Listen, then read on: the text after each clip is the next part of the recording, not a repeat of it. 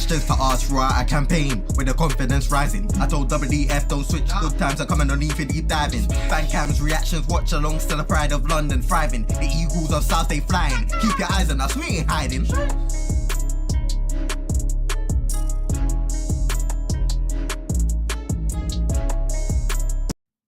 Hey guys, this is just a disclaimer to let you know that the upcoming video discusses a sad topic. This is essentially a trigger warning for those that may have been affected by the loss of someone due to a critical health condition or will find the following topic uncomfortable. Yes guys, so this part is going to be something a little bit more serious. Eagle-Eyed Football are trying to raise some money to go towards Make-A-Wish Foundation UK. You're probably wondering, what is Make-A-Wish? Well, I'm going to run you through what they describe themselves to be. Over 60,000 children in the UK have been diagnosed with a critical condition, changing their lives and the lives of their families forever. Then the joy of childhood is brought to an abrupt end, with treatment plans, hospital visits, and sleepless nights taking over. Make-A-Wish revives a childhood stolen by critical illness. It brings light and joy to children and their loved ones, and leaves a profound and lasting impact on all of their lives. No child deserves getting their childhood taken away from them, so we wanted to do something that would give them back some relief and joy. We will be using GoFundMe to raise these donations. There is the option for the donation to go directly to the charity, so we will be doing that.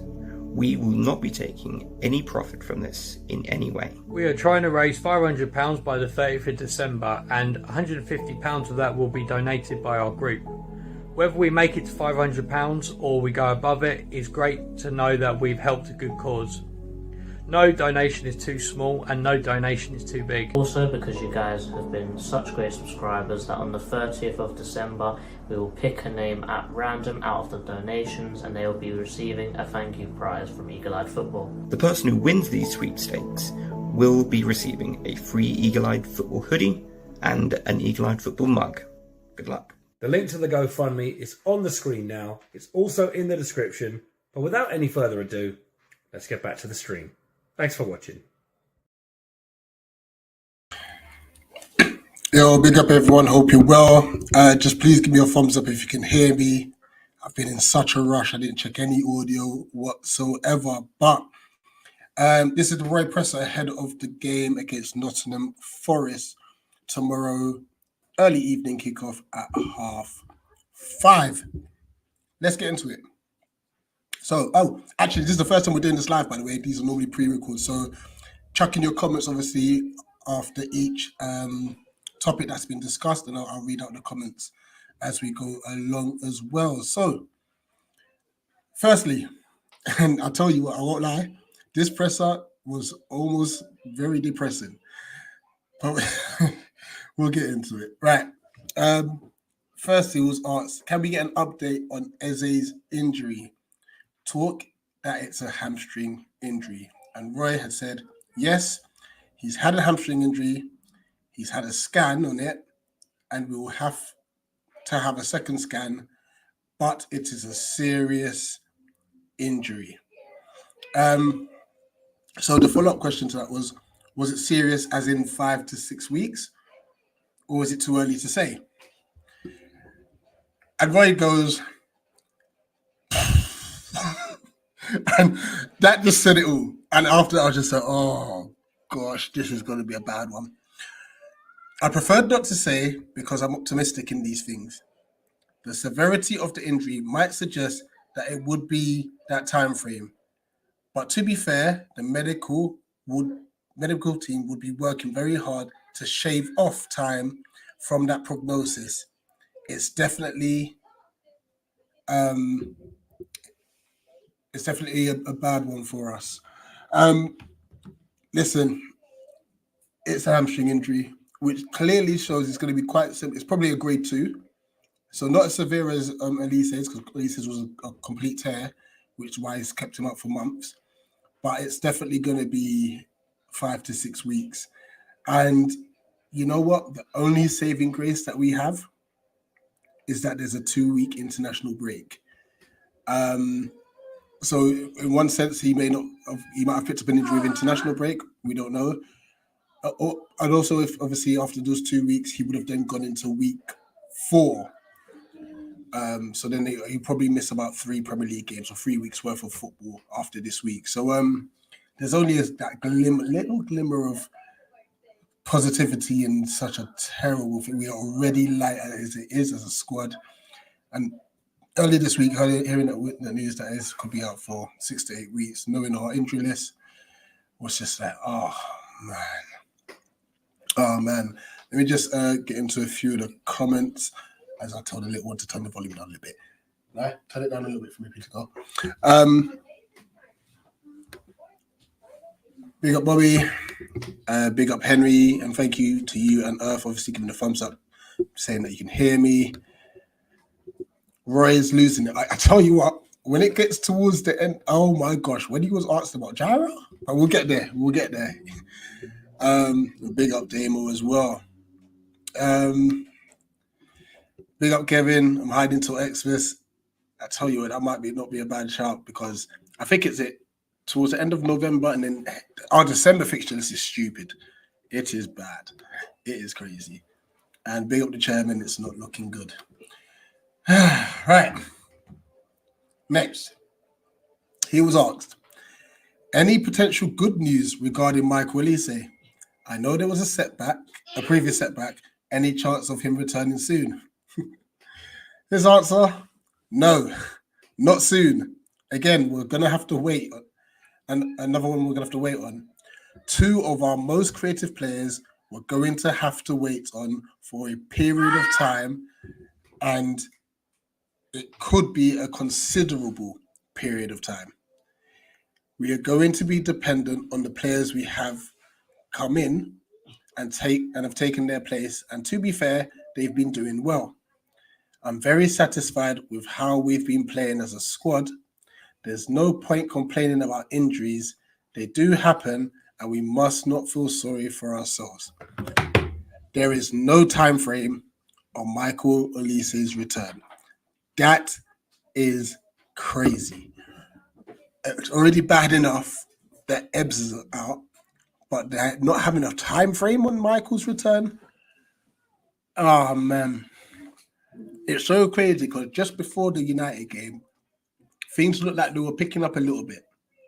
There was rumours that even though Olise had a setback, it might be okay. He'd be back after international break. France are looking to come back after international break. And now it's like, nope. That ain't happening. Oh, boy. Moving on. It was an ask. It's quite a list, but then again, the ones who have come in, it's a test for them and a challenge to see what they can do. And Roy said, yes, absolutely. There's 1 or 2 who have come in the last 2 to 3 weeks, who haven't necessarily started, but have come in and done well. So that's the way we've got to look at it. There's no sympathy in the world for injuries, and we can't go out seeking for it. It happens to every team. We happen to be in the middle of a serious injury crisis at the moment, but we have to learn to deal with it and accept the situation and look forward to the time when our players return and our squad becomes bigger again. It's not going to be in a week or 2, but the season ends in May. We have to keep that in mind. Can I tell you, I'm going to be completely honest, yeah? Remember before the season started, Roy was like, we need this player, that player, we need this, we need to strengthen here, our bench is like... And then obviously when the window closed, he kind of had to change his tune a little bit. I don't know if Parrish and Dougie went to speak to him and said, hey, I tell you what, you're calling us out a bit too much. But once again, he's given a politically correct answer here, saying we can't complain about it. We can't, that there's no sympathy here. We can't be crying about it. Blah, blah, blah, blah. Deep down, he is fuming. He's absolutely fuming. Our squad was light before the season started. It's just got even lighter. Let me see if I can, off the top of my head, reel off our injuries. Eze, Olise, Lerma, Ahamada, Gyro, I think, Who else is up? Henderson. Edwards just come back in, but whether or not he'll start tomorrow is another question. I mean, if he does start, is that a risk? Are we risking him tweaking that hamstring even more? I don't know. It's crazy. The injury list is stupid. I'll probably lift out some players, but it is so bad to the point where I think our benches, and please correct me if I'm wrong. Oh, there's Tompkins as well. Thank you, Henry. Yeah, I mentioned the Hammoner. Correct me if I'm wrong. Our bench now will consist of Whitworth, Richards, Holding, potentially Gyro. I'm not too sure if he's definitely out. And then it will have to be Jez, Malcolm, and probably Olodebemi. From that's how light we are. And once again, please correct me if don't JC, don't mention Matthews, please. Like, but please correct me if there's anyone I'm missing out. When you deep it, there's not many senior players on that bench. It's crazy. It is crazy. Let me address a few more comments. I appreciate the interaction, guys. Actually, I might do this live from now on because the interaction is lovely. Big up H.N. Ancelotti. I know he's an Everton fan, but he goes, "How's tricks, pal, bro? Imagine being me an Everton fan. It's not looking good for you guys. It's weird. Like, your home form's normally what you pride yourself on, but yeah, it's not been good, man.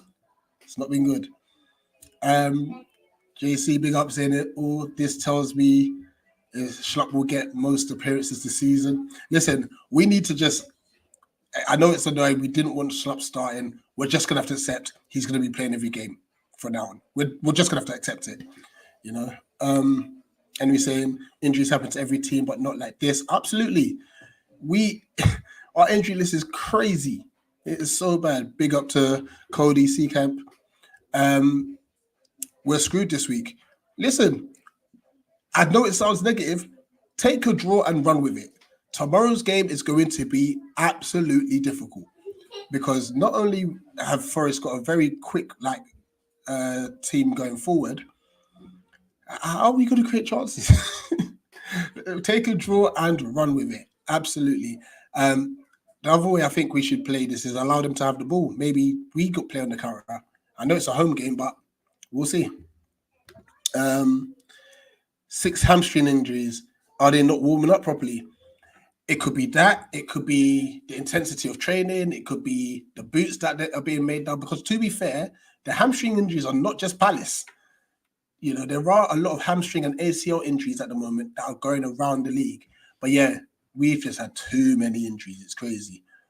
I feel for Roy going into cardiac. Listen, like I said, I'm going to get 2 specific things peed him off like bad, and we'll get into them. Confirmation that Tompkins and Hammond are out too. Gyro, Henry reckons Gyro's available. Yes, I mentioned about Matthews. Oh yeah, that's a shout. Ozil could actually make the bench. Yep. In fact, let me quickly see if there is actually a game tomorrow for the 21s around that same time. Give me 1 second. Sorry, guys. No, their next game is on the 24th against Monaco. Let me see the 18s. No, the 18th don't have Newcastle to the 21st. Okay, so yeah, some of the youngsters may be able to get called up onto the bench. Are there any Premier League restrictions on how many under 21s can play in the first team? I don't think there is. I don't think anyone's actually done it, so I don't know if it's something they've thought of. Schlupp was always my guy, never in doubt, behave yourself.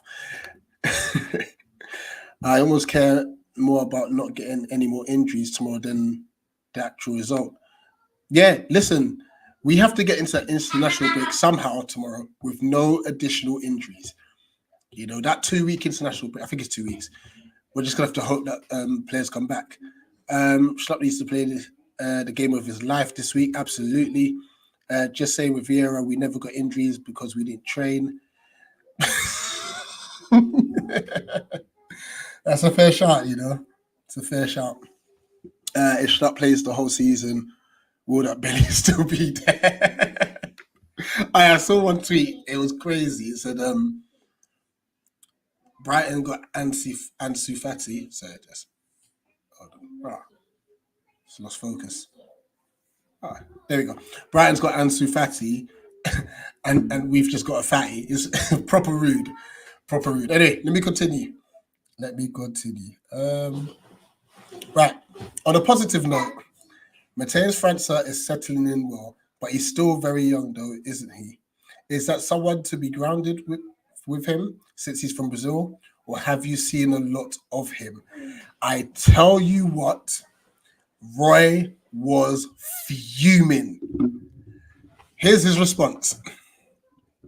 No, I haven't seen any of him. And I put that with an exclamation mark. I repeat, he goes, no, I haven't seen any of him. That's the problem. He hasn't trained.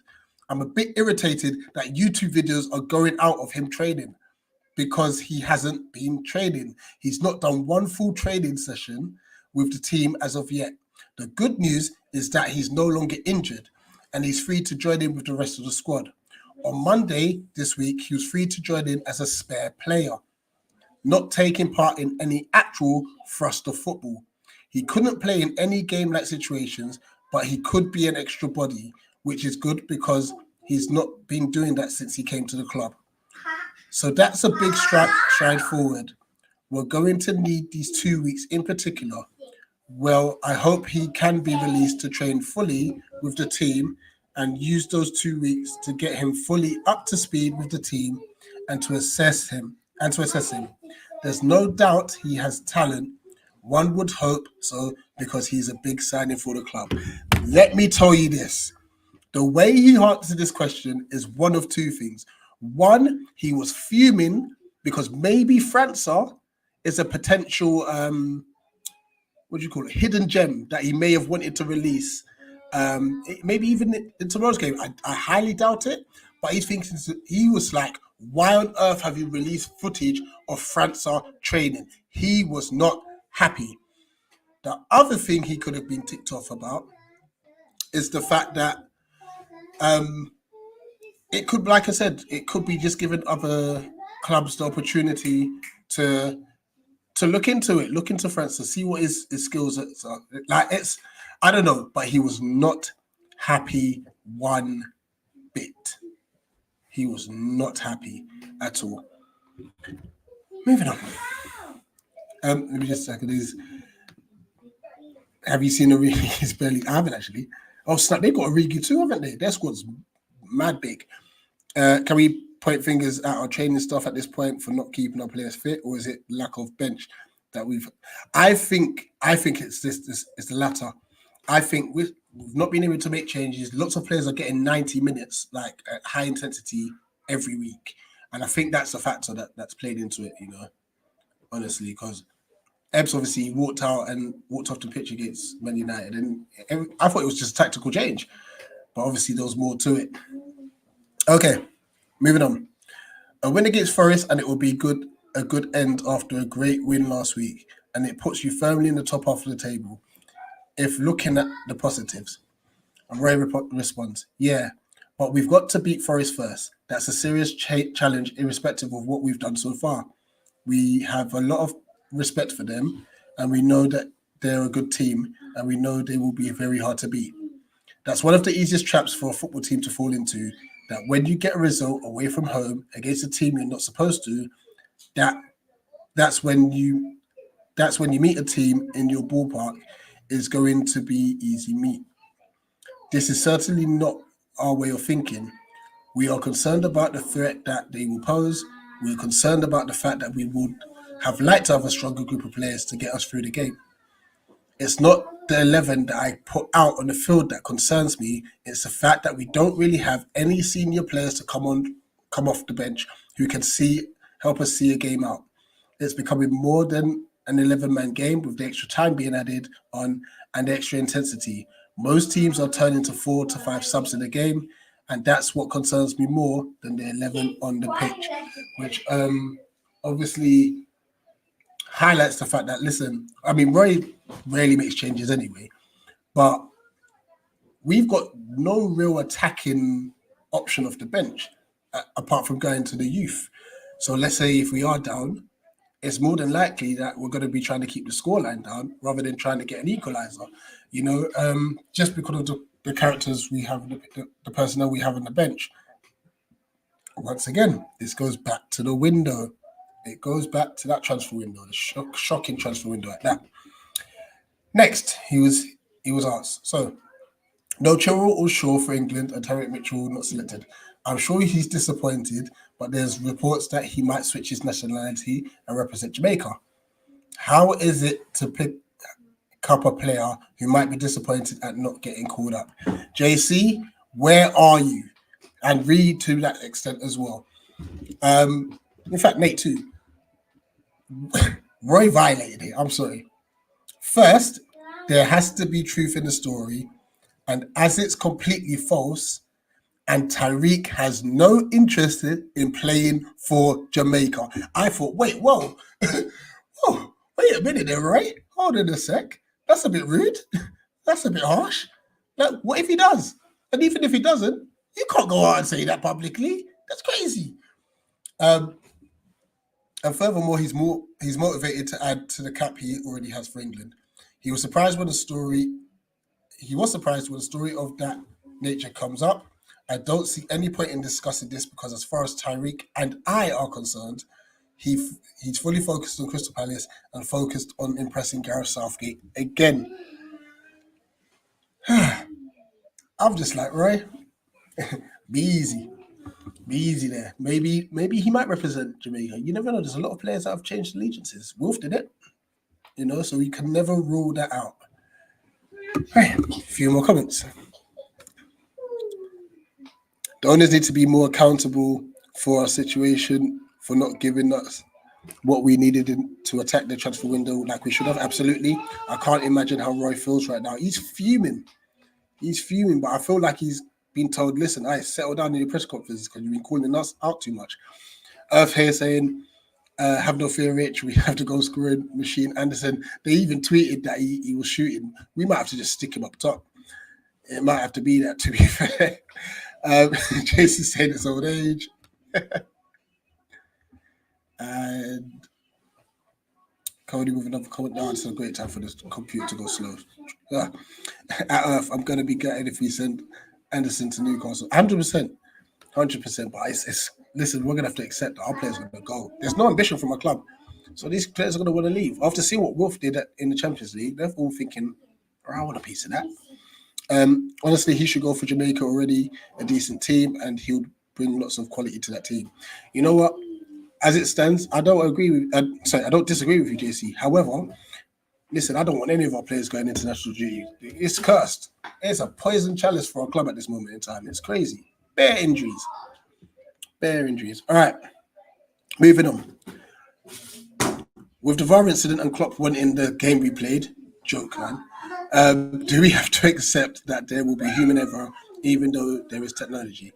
Roy said simply, yes, that's how simple it is. Yeah, in facts. Klopp, just take the L. Like, you've had bare things benefit you. I think there was a goal that you scored away at West Ham, clearly offside. It was given. The penalty that Jota won against us at Sellers Park a couple of seasons ago wasn't a penalty. You know, so just accept it. Some more positivity. Tomorrow is Roy's 400th Premier League game. He was asked, did he know that? And Roy said, no, I didn't know this. I don't keep a record, but it's nice of you to remind me, and a milestone I'm proud of. He was then asked, does it feel like yesterday when you managed your first? Roy said, yes, I have a very clear memory of the Blackburn versus Derby game when I came back from Inter. It was on my 50th birthday, so I have a clear memory of it. Yes. Reflecting on the 399 games, how do you sum up your time as Premier League manager? He said it's been a privilege to work at this level in a league which has grown every year. If I think back to 97, it was a good league, but if you look at it now, you'll notice a big difference in how the league has blossomed. You'll notice the money in the game now and the type of players in the league. From the interests of the fans to stadia, they are double the size of the stadiums in Italy. I really enjoyed my time.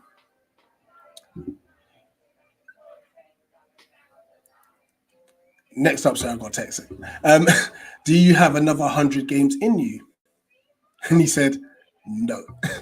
And I know we've done a great job for us, but hopefully we're not looking to keep him an extra 2 years. What else have we got here? JC saying here, Klopp is a waste man, crybaby with fake teeth. He's a big baby, trust me. And I'm saying to Cody, I agree, Newcastle would love Anderson, hope he stays.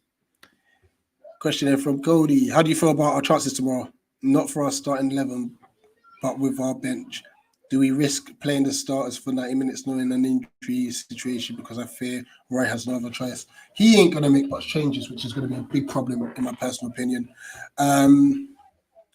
Yeah, and as the game goes on, only if we're winning, then he can bring on those defensive reinforcements, which he will do. You know, but if we're losing, it's going to be a problem, and I don't think he'll risk it because, like you said, he should, but I think like he just doesn't really make that many changes. On the flip side, I hope we don't pick up any knocks, honestly. But yeah, we'll just have to wait and see if we get anyone on the bench. Hopefully, Hammond is back. Because nothing's been mentioned of him, but we'll have to wait and see because I know he had an ankle strain. Okay. What are the main threats from this Forest side? So Roy said, the threats you face with every Premier League side, you study them in a week with the great work the analysts do. You analyze the videos and assess their strengths. You don't find many weaknesses. You realize your only chance is to go out and produce your best football. It's not so simple to say the danger is here is this or the weakness here is that. You then asked about his thoughts on Steve Cooper. He said he's done a wonderful job. He won a trophy with England whilst with the FA, and since leaving that role, he's been a success at Nottingham Forest. And to be fair, Cooper has done a decent job at Forest. Fair play to him. He was under a lot of pressure last year as well. Big up now. Hope you're doing well, my guy. He was under a lot of pressure last year. Obviously, they spend a lot of money. He's kept them up, and they've started all right this year. They've been unlucky in a few games. I think Man United away, I think they could have got something out of that. And I think they would have liked to have done better against Brentford last week at home, but the Premier League ain't easy. Right. Another reporter then asked about Eze again. How is he personally? And Roy said, yes, he's disappointed. He played so well at Manchester United. When he left the field, so when players leave the field, they tend to say that injuries are not serious. And then they have a scan and it's always worse than they first thought. I hate the word scan because it finds a tendon that changes a 1 to 2 week injury to a 5 to 6 week injury. When Ebbs left the field, he didn't think it was anything serious. He accepts it's a part of football and there's no point crying over it. He just needs to get back as soon as possible because we need his help. This is a cry for help from Roy saying, listen, we need you back. It just shows how much this has been a massive problem. It's a hindrance, you know, and losing someone of Ebbs' caliber, it's just going to make tomorrow's game hard and the future upcoming games difficult too. Next, big milestone for you winning at Old Trafford last week. Also a big moment for Wolves scoring at the same stadium. Have you spoken to him? He said, no, not yet. I will though. I'm delighted for him and I've had some text exchanges since then. He scored a really good goal. I was impressed with Galatasaray. They played a really good game. The Champions League was a dream of his and now it is a reality. And obviously everyone I'm sure retweeted when he scored, you know, so that was a good look. Just on this, there is no time frame, unfortunately, Cody. No time frame, which is not good. Or it could be a case where he's keeping his cards close to his chest and not revealing just yet the actual date. I don't know, but yeah, we'll have to wait and see. A couple more injuries will have to fill under 21s. Absolutely. I think it's heading that way. It's definitely heading that way. Or I don't know if we have it here. Maybe utilize an emergency loan. I don't know, but we'll have to wait and see. Last two. So last week was a backs against the wall performance. Will tomorrow be tricky because there will be an emphasis for your side to come out and take the game to Forest? All right, Roy, shut this down quick. He goes, I don't agree with your analysis, to be fair. Don't agree it was a backs against the wall performance at all. I'll be looking at the same level of performance against Forest as we did against United, whether it's 22, 5, or 87% possession. I do not give a monkeys. So yeah, he just wants the same spirited performance. And I think because of the injuries we have, I think that's all we can hope for as well, a spirited performance, and see if we can get at least a draw for it. Normal circumstances with everyone fit would expect us to go out there and attack and take it to Forest, but that's just not how the cookies crumble at this moment in time, and it's just something that we're going to have to just navigate smartly, and once again, try not to get any injuries. Lastly, it was a very long press conference, to be fair. Jairo Riedeveld has been excellent when involved, and you know what? I don't even think the reporter finished his question. Immediately, Roy went, well, again, that's your opinion, and so I'm not prepared to talk about your opinions of a player. We like Jairo. He's an important player in our squad, but I'm not prepared to comment on his performances, whether they've been good or bad. I was like, whoa, calma. Roy was just not having it. I think the whole press conference, he was just fuming. You know, he's definitely not happy. Obviously, the videos with France are coming out, he's not happy about. He's not happy about the lack of squad depth. He's just fuming. And it was just like, just tell the reporter that he's been good when he's come in. But to be fair, at the same time, I know what reporters are like. The follow-up question would be, so is he someone that you're looking to keep at the club, or do his performances now warrant him a start? And then obviously Roy will be forced to answer that sort of question, which he probably didn't want to do, so he shut it down immediately. But it was a bit like, yo, he was proper biting, 100%. But yeah, that was the press conference, guys. Let me just address a few more comments before I wrap up. And, thank you for this interaction.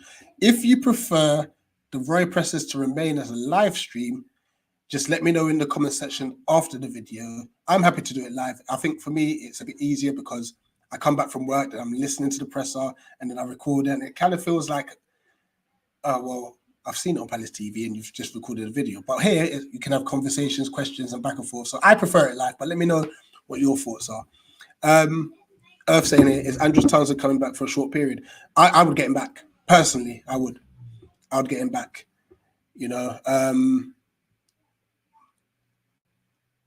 He have experience. He knows the club. He can work with Jez, I think, as well. And like I said, it's covered because we've got way too many injuries.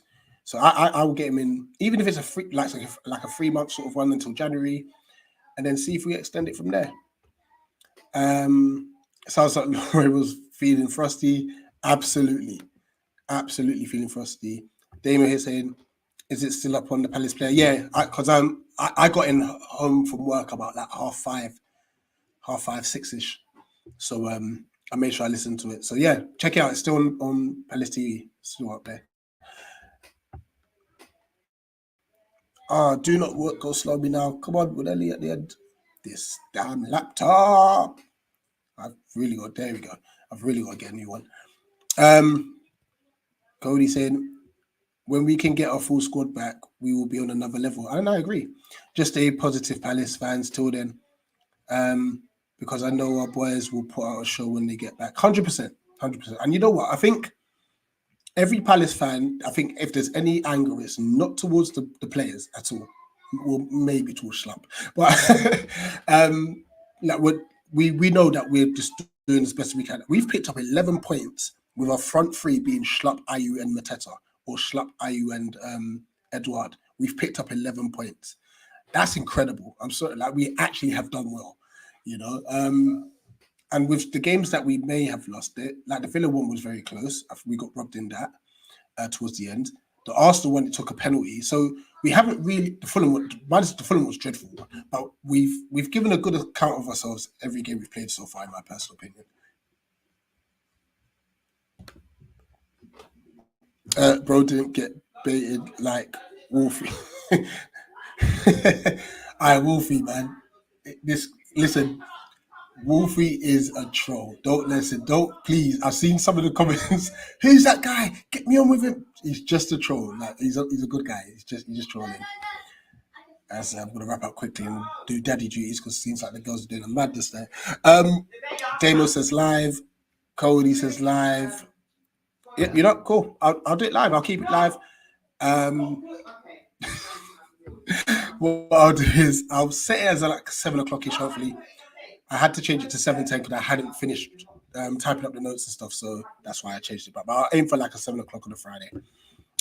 Andres is not match fit, just signed a proper player in January. But I've been for 3 months, like, wouldn't you take him?